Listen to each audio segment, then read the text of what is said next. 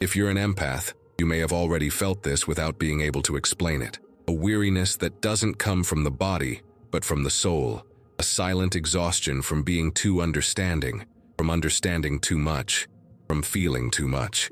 As if for years you had been trained to exist only as the world's emotional support, while no one supported you. And here's the point that changes everything. Carl Jung said that when the psyche is forced to adapt beyond its limit, it no longer adjusts. It rebels from within, not with explosive anger, but with a profound and irreversible reorganization. For a long time, you believed that being empathetic meant being patient, tolerant, flexible, always willing to listen, to absorb, to yield. You learned that silence was maturity, that swallowing discomfort was a sign of evolution, that understanding others was more important than protecting yourself. But Jung warned, every virtue taken to extremes becomes pathological, and boundless empathy is not love.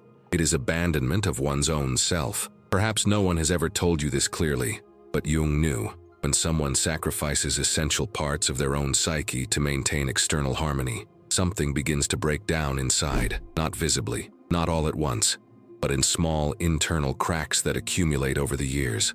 You start to feel that something is wrong, even when everything seems right.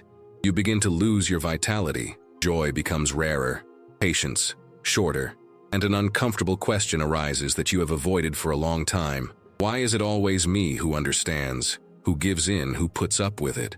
We live, as Jung indirectly described, in an age of ego hypertrophy, a time when narcissism is not only tolerated, it is rewarded, where manipulation is called emotional intelligence, where effective exploitation becomes a social strategy, where people learn to use emotions as currency. And empaths survived in this environment like strangers in hostile territory, always alert, always trying to avoid conflict, always absorbing tensions they didn't create.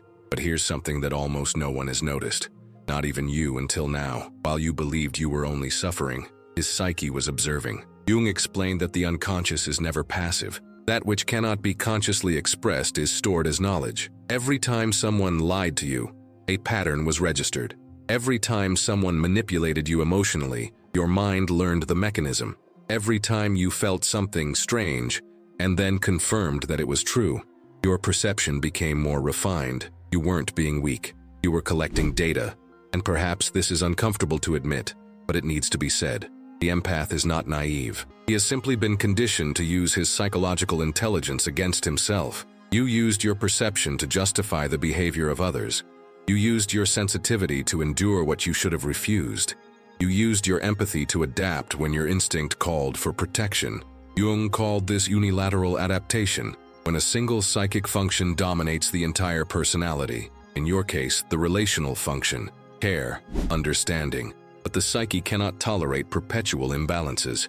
Perhaps you're starting to feel it now, not as hatred, not as coldness, but as an inner boundary that arises without asking permission. A silent point where something inside you says, he arrives. And the most curious thing is that this doesn't come with guilt like before. It comes with clarity. Jung said that when a conscious attitude reaches its extreme, the unconscious initiates a compensatory movement. That's where the transformation begins. Invisible, unannounced, but profound. You no longer want to explain. You no longer want to convince. You no longer want to save. You no longer want to be understood by those who never tried to understand you. And here arises the first real internal conflict of the awakened empath. What if the problem was never feeling too much, but feeling without limits? What if what you called kindness was, in part, fear of losing connections? What if silence wasn't wisdom, but survival? Jung asserted that the psyche always seeks wholeness, and when this is denied, it creates tension, a tension that grows until it becomes impossible to ignore. You feel it when you realize that certain people no longer have access to you, when conversations that once drained you now only tire you, when tolerance decreases without conscious effort, when something within you begins to observe instead of absorbing. This is not the bitter version of you. It's your psyche trying to correct itself. And perhaps the most unsettling question in this section is this: what happens when someone who has spent years silently observing stops adapting and begins to reorganize themselves from within? Jung knew the answer, but it doesn't appear all at once. It emerges in layers. If you look honestly at your own history, you might realize something curious. The situations that hurt you the most were precisely those in which you felt before understanding. A slight discomfort in the body, an unexplained tightness in the chest, a phrase that sounded wrong even though it was polite, a compliment that seemed generous but left a strange taste afterward. You almost always ignored those signs. You told yourself you were exaggerating, that you needed to be more rational, that you were projecting things. But Carl Jung, he warned, what the conscious mind dismisses as exaggeration, the unconscious registers as fact. Think about how many times you realized someone wasn't trustworthy before the facts proved it. A coworker who seemed friendly but always left you exhausted after a conversation. A friend who said they cared but only showed up when they needed something. A partner who talked about love but never took emotional responsibility. At first you tried to explain, then you tried to help. Next you tried to adapt. Until, inevitably, came the confirmation.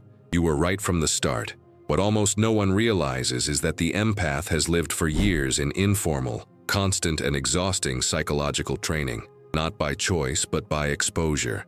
Every ambiguous conversation, every broken promise, every shifting of blame, every request disguised as affection was being stored away. You began to recognize patterns without having to think. Not because you studied psychology, but because felt it firsthand. Jung explained that the unconscious learns through emotional repetition, not logic. While other people needed proof, the empath only needed a few seconds of contact, the tone of voice, the gaze that doesn't hold, a sudden change in behavior when someone enters the room.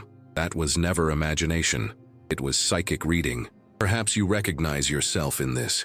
You enter a room and immediately sense if something is out of place. You can anticipate conflicts before they happen. You know when someone is lying even before the contradiction appears. And yet, for a long time, you use that ability to protecting others, not himself. Jung would call this a displacement of the perceptual function. You perceived, but you directed the information outward. You warned, you helped, you intervened. You tried to prevent the worst from happening. Meanwhile, less sensitive people were learning something different: how to use emotions as a tool, how to manipulate empathy, how to exploit guilt, fear, and the need for belonging. Here, an uncomfortable contrast emerges. While some learned to feel less in order to avoid involvement, you learned to feel more in order to survive. While some celebrated small social victories, you accumulated silent knowledge about the human mind. And this didn't happen consciously. It happened because his psyche had no choice.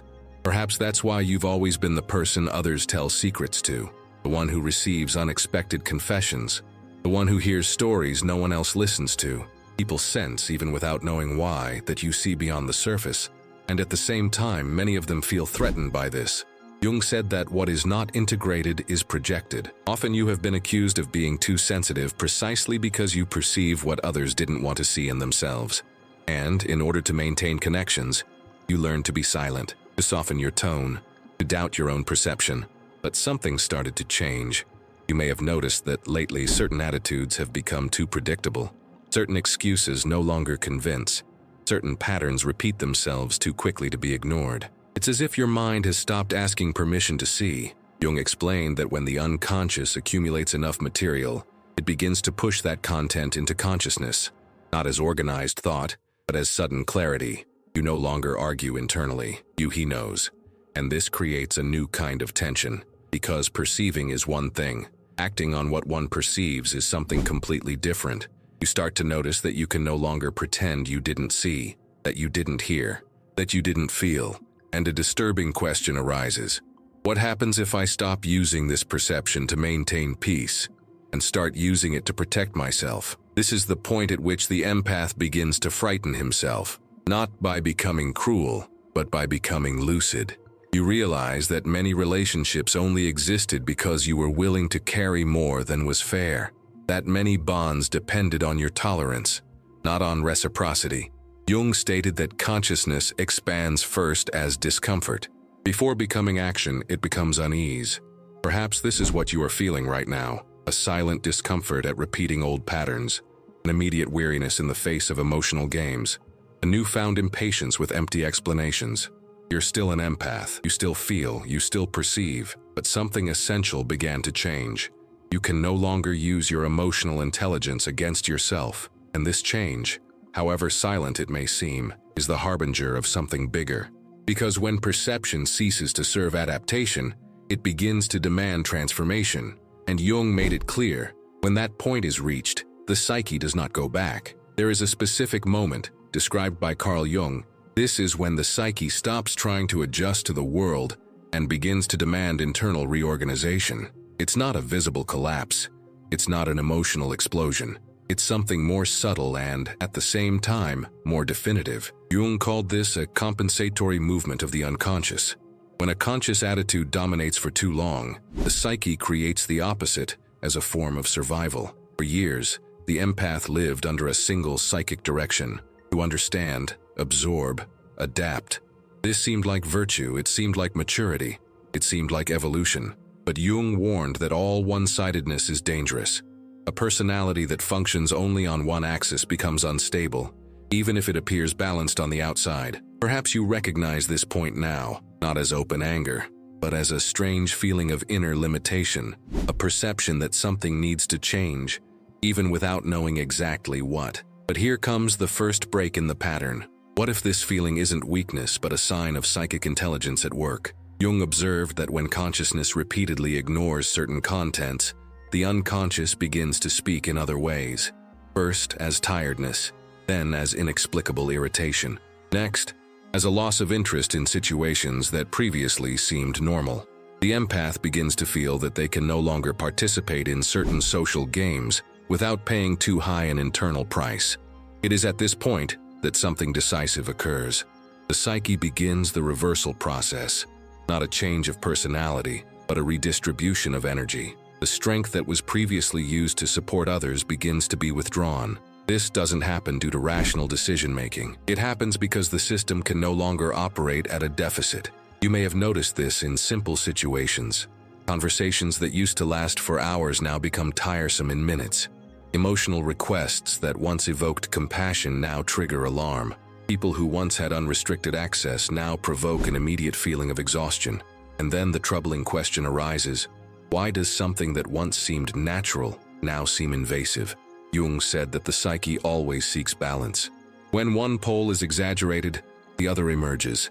In the empath, the neglected pole was the capacity for separation, the function of saying no, the ability to withdraw without explaining. For a long time, this was repressed out of fear of rejection, guilt, or abandonment. But the unconscious does not respect learned moral rules. It responds to the need for psychic survival. And when that need becomes urgent, change begins to happen even against conscious will. Perhaps you are experiencing this paradox right now. You still feel empathy, but you can no longer sacrifice yourself. You still understand the other person, but you no longer negate yourself because of it. This creates internal confusion, because the old identity begins to falter, but the new one is not yet fully formed. Here's a point that's rarely discussed but central to Jungian psychology. Transformation is not comfortable. Jung said that every expansion of consciousness goes through a period of disorganization. You don't fully recognize yourself in who you were, but you still don't know exactly who you're becoming. And then another unsettling question arises. Who am I when I stop being just what others expect of me? At this stage, many empaths try to revert to the old, more tolerant, more available, more easy version of themselves. Not because it was healthy, but because it was familiar. Jung called this defensive regression, the attempt of consciousness to return to a previous state to avoid the tension of change. But once the unconscious has already begun the compensatory movement, there is no real return. At most, there is only postponement. The acquired perception doesn't disappear. It's just suppressed for a while until it returns with greater force. You start noticing that you see patterns with frightening speed. Before someone even finishes a sentence, you already know where it's going, not out of pessimism, but because of observed repetition. And here's another break from the pattern. What if this clarity isn't cynicism, but psychological maturity? Jung asserted that a mature consciousness ceases to be surprised by certain human behaviors. It recognizes archetypes in action, predictable games, repeated emotional strategies. The empath begins to see that many dynamics are not personal, they are structural. This changes everything, because when something ceases to be personal, it also ceases to require intense emotional involvement. You no longer need to explain, you no longer need to convince. You no longer need to prove anything. This is the beginning of a complete reversal. The energy that previously flowed outward begins to draw inward, not as isolation, but as reorganization. Jung saw this as the first step towards individuation, when the individual stops living solely for external adaptation and begins to respond to their own inner center. Perhaps you feel it as a strange calm, a silent firmness, a drastic decrease in the need to be accepted, and at the same time, an uncomfortable clarity about which relationships only existed because you were bending to their will. Here comes the final tension of this part. What happens when the psyche stops compensating for others and starts compensating for itself? Jung was clear. When that point is reached, transformation ceases to be optional. The reversal has already begun, and she doesn't ask for permission. There is a delicate point in depth psychology that Carl Jung insisted on repeating, even when misunderstood. The shadow is not the problem. The problem is not knowing it. Everything a person refuses to acknowledge in themselves doesn't disappear. It just starts acting unconsciously. In the empath, this had a specific and devastating effect. The repressed strength turned into chronic vulnerability. For a long time, you may have believed that avoiding conflict was a sign of evolution, that not setting limits was maturity, that giving up your own discomfort to maintain peace was love. But Jung observed something that almost no one likes to hear. When healthy aggression is repressed, it doesn't become kindness. It becomes exploitable passivity. A study from the University of Notre Dame showed that people with high levels of empathy and low assertiveness exhibit significantly higher rates of emotional exhaustion and social anxiety. This isn't because they feel too much, but because they haven't learned to interrupt harmful stimuli. The most curious finding is that these same people demonstrate above-average levels of emotional perception. In other words, they see the problem before anyone else, but remain in it for longer. Perhaps you've already experienced this without realizing it. A friendship that starts lightly, but soon revolves around the other person's problems. A relationship where you become the emotional center, while the other avoids responsibility. A work environment where you become the pillar, the one who holds everything together, but are never recognized. And when she tries to distance herself, she feels guilty, as if she were failing morally. Jung explained that guilt, in these cases, does not stem from a real mistake, but from a conflict between the conscious identity and the repressed shadow. You have been trained to associate limits with selfishness, firmness with cruelty, and detachment with abandonment.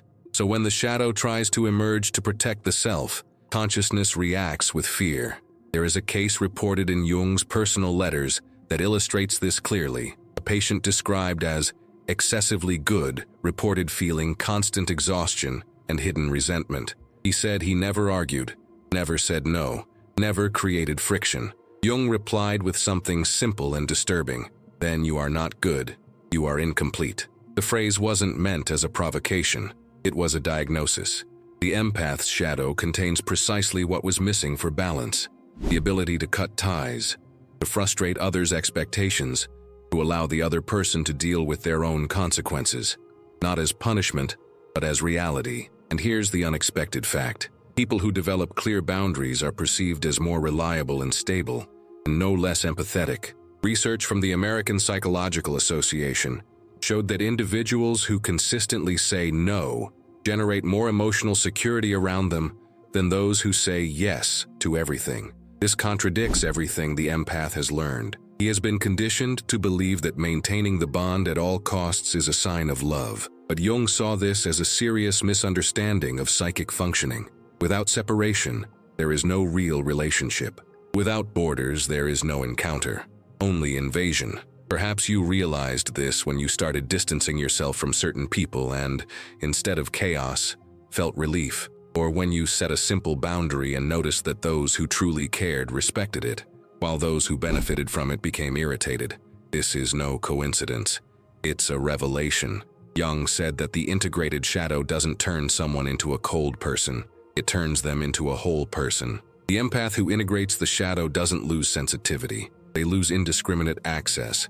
They don't shut themselves off from the world. They filter it. There's a common story that many empaths share after this turning point. They say that for the first time, they can remain silent without feeling responsible for the atmosphere in the room, that they can listen to a complaint without absorbing it, that they can leave a conversation without having to explain themselves. This is not indifference. It is psychic differentiation. A curious fact reinforces this. Therapists with high levels of empathy learn specific techniques for emotional detachment during their training. Without this, the burnout rate exceeds 60% in the first years of practice. What protects these professionals is not feeling less, it's to feel with limits. The empath, outside of a clinical setting, has never received this training. They have learned to feel, but not to detach themselves. And this is where the shadow ceases to be a threat and becomes an ally. It doesn't destroy healthy relationships. It reveals the unsustainable ones. When you start saying no without justification, some people disappear. Not because you've changed, but because access has changed. And that in itself is valuable information. Jung argued that what cannot tolerate limits was never a bond, it was dependence. And dependency is not love. It's attachment to the role you played in the other person's life. Perhaps that's why this phase is so disconcerting. You're not attacking anyone. You're not confronting. You're not explaining. You're simply ceasing to support what isn't yours. And this creates an awkward silence around them. This silence is not emptiness. It is reclaimed psychic space. And when the empath begins to occupy that space, something unexpected happens. Perception becomes even clearer. Because now it's not mixed with guilt. Here arises the question that changes everything. What happens when someone who has always absorbed information decides to simply observe, without intervening? Jung would say that, at that point, power shifts. And the most surprising thing is that it requires no effort. The integrated shadow doesn't shout. It doesn't threaten. It doesn't prove anything. It's simply present. And this presence changes the entire dynamic. Because those who make a living by overstepping boundaries depend on those who don't know how to set them. And that's about to stop working. There's an almost imperceptible moment when everything changes. It's not when the empath decides to be strong. It's not when they give an internal speech about self-love. The real change happens when certain tactics simply stop working on them. And this causes immediate bewilderment in those who have always relied on the predictability of their reaction. Before, a little guilt was enough. A strategic silence. A well-crafted sad story, a subtle accusation of selfishness. The empath felt, absorbed, explained, tried to resolve. Now, the same scene plays out, and it has no effect, not because they didn't understand, but because they realized it too soon. The immersive narrative of this phase begins in common situations. An invitation that you would previously accept automatically is now received with a conscious delay. You feel the emotional weight embedded there. The hidden expectation, the disguised obligation. And for the first time, you don't respond immediately. This small interval changes everything. In another scenario, someone tries to distort a conversation. They use vague phrases, they change the focus, they put you on the defensive. Before, you would explain. Now, you observe. And what happens next is almost disconcerting.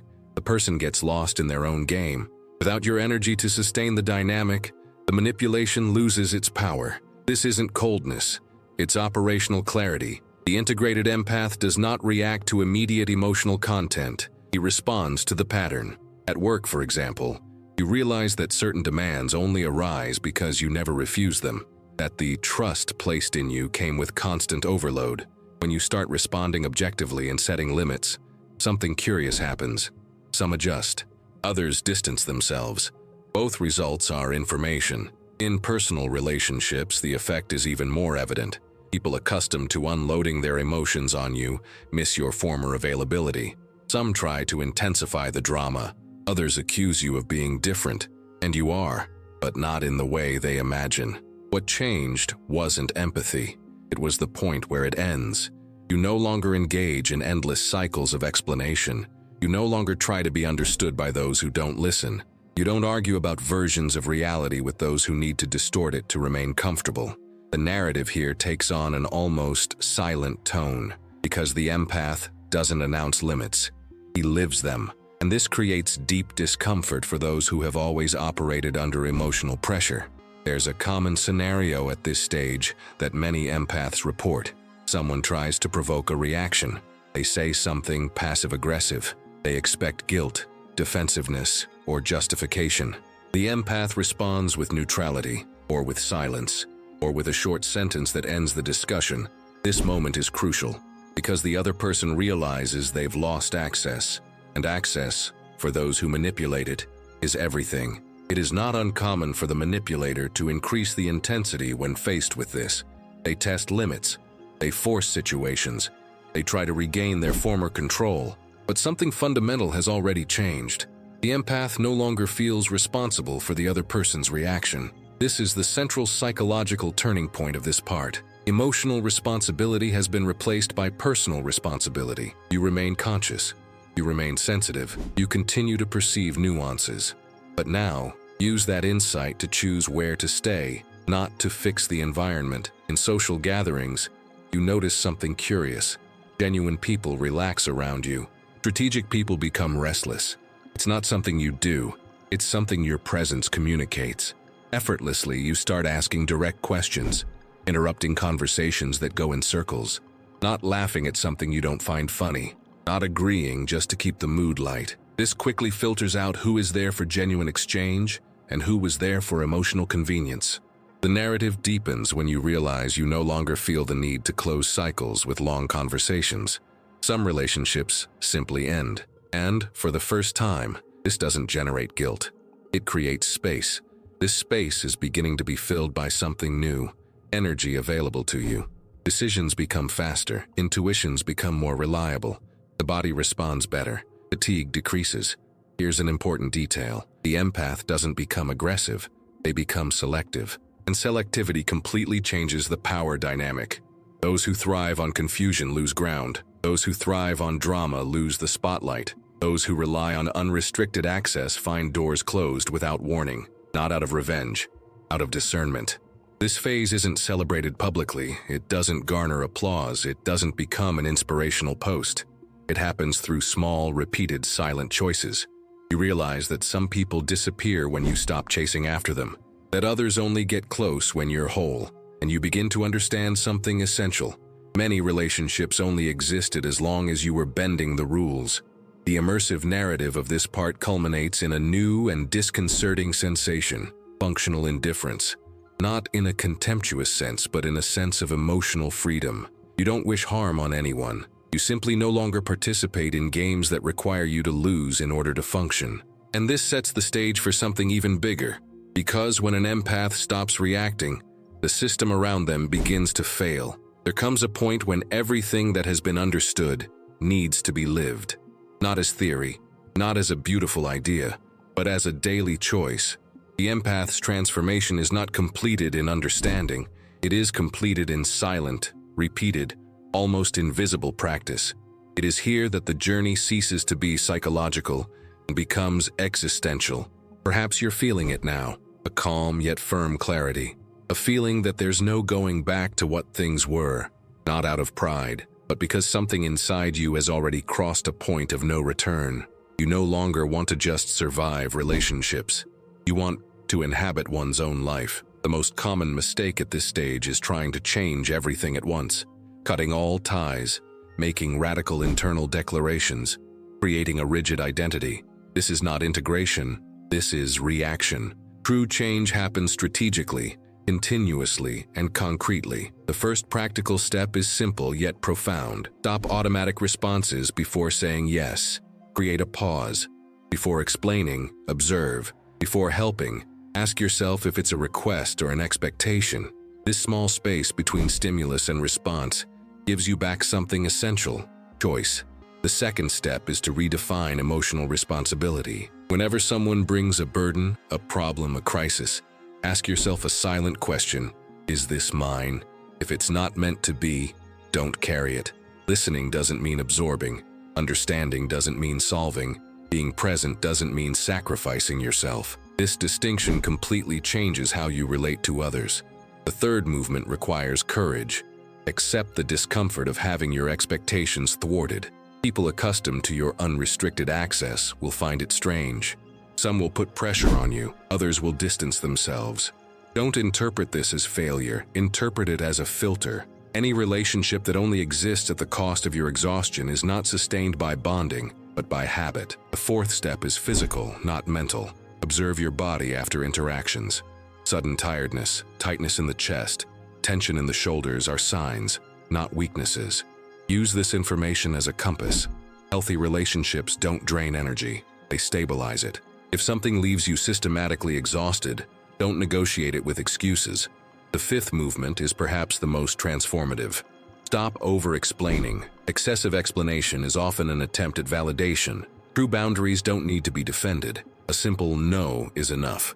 Silence is sometimes more honest than any argument. Those who respect you don't demand justification.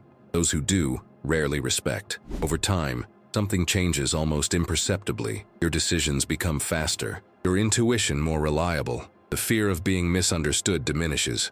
Not because you've become indifferent, but because you've become whole. You begin to live in alignment with what you feel, perceive, and decide. This integration does not create isolation. It creates more genuine relationships.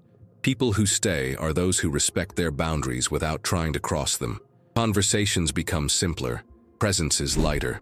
Drama fades. Life gains depth. Perhaps the greatest sign that transformation is happening is this. You no longer feel the need to prove anything. Not your goodness. Not your strength. Not your evolution. You simply act according to your values, even when it costs you external approval. This is the return of the empath, not as a hero, not as a savior, but as someone who occupies their own place in the world, sensitive and firm, open and protected, profound and lucid. If you've made it this far, it wasn't by chance. Something within you recognized this truth even before hearing it. Now, the invitation is simple and honest. Apply, start small, one limit at a time, one conscious choice per day. A relationship observed with more discernment. Real change happens through consistency, not immediate impact. If this content resonated with you, consider subscribing to the channel to continue this journey of awareness and integration. Like the video so that more people who need to hear this can find this content. And if you wish, share your questions, reflections, or personal experiences in the comments, anonymously if you prefer. Your story can help others who are still going through this process. You are not alone, and it's not late. You are exactly where you needed to be.